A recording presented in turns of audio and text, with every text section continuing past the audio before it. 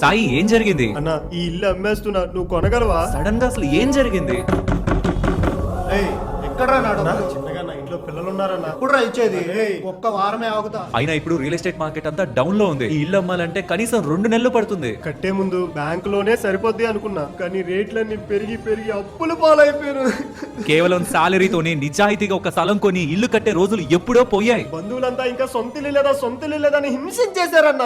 Relatives అంటేనే ఇలా 100 చెప్తారు. రేపు నువ్వు కష్టంలో ఉన్నప్పుడు ఒక్కడు కూడా రాడు. అయినా నీ ఫ్యామిలీ కోసం ఇల్లు కడుతున్నా అంటున్నావు. రేపు నీకేదైనా జరిగితే బ్యాంకు వాళ్ళు ఇల్లుని తీసుకుంటారు. దాంతో పాటు నువ్వు బయట అప్పు తెచ్చావే, వాళ్ళు నీ ఫ్యామిలీని రోడ్డుకు లాగరా? సారీ, ఇంటి లోపలికి వచ్చి కొడతా. ఫ్యామిలీ కోసం అని కోట్లు అప్పులు చేసి మరీ ఇల్లు కడుతున్నావు. నెలకి 1000 రూపాయలు కట్టి పాలసీ తీసుకోమంటే తీసుకోవట్లేదు. గుర్తు పెట్టుకో, నువ్వు కట్టిస్తున్న ఇల్లు, కొన్న కార్ ఏది కూడా రేపు నీకు ఏదైనా జరిగితే నీ ఫ్యామిలీకి అన్నం పెట్టదు. అదే నువ్వు ఈ పాలసీ తీసుకుంటే రేపు నీకు ఏం జరిగినా నువ్వు తీసుకున్న అప్పులన్నిటిని ఈ పాలసీ కడుతూ దాంతో పాటు నీ ఫ్యామిలీ వాళ్ళ బ్యాంక్ అకౌంట్ లో కోట్ల రూపాయలు ఎటువంటి ట్యాక్స్ లేకుండా వేస్తుంది. ఏ అప్పులు లేని నేనే నెలకి 1000 కడుతూ 2 కోట్ల పాలసీ తీసుకున్నాను. మంచి పాలసీ ఎలా తీసుకోవాలో చెప్పండి. ఇక్కడ ఛానల్ లోగో పేరు కనిపిస్తుందా? ఇక్కడ క్లిక్ చేసి ఈ లింక్స్ లో ఈ టర్మ్ ఇన్సూరెన్స్ లింక్ ని క్లిక్ చేసి నీ డీటెయిల్స్ ని ఫిల్ చేస్తే నీ ఫ్యామిలీకి సరిపడే బెస్ట్ టర్మ్ ఇన్సూరెన్స్ డిస్కౌంట్ లో తీసుకోవచ్చు. ఇప్పుడు GST 18% తీసేశారు. అడిషనల్ గా ఆన్లైన్ లో డిస్కౌంట్లు కూడా ఉన్నాయి. ఏది తీసుకోవాలనే డౌట్ ఉంటే వీళ్ళ సైడ్ నుంచి ఒక ఇన్సూరెన్స్ ఎక్స్పర్ట్ నీ ఫ్యామిలీకి ఒక మంచి టర్మ్ ఇన్సూరెన్స్ తీసుకోవడంలో హెల్ప్ చేస్తారు. ఫస్ట్ వీళ్ళు అసలు ఎంత అవుతుందో చూడు.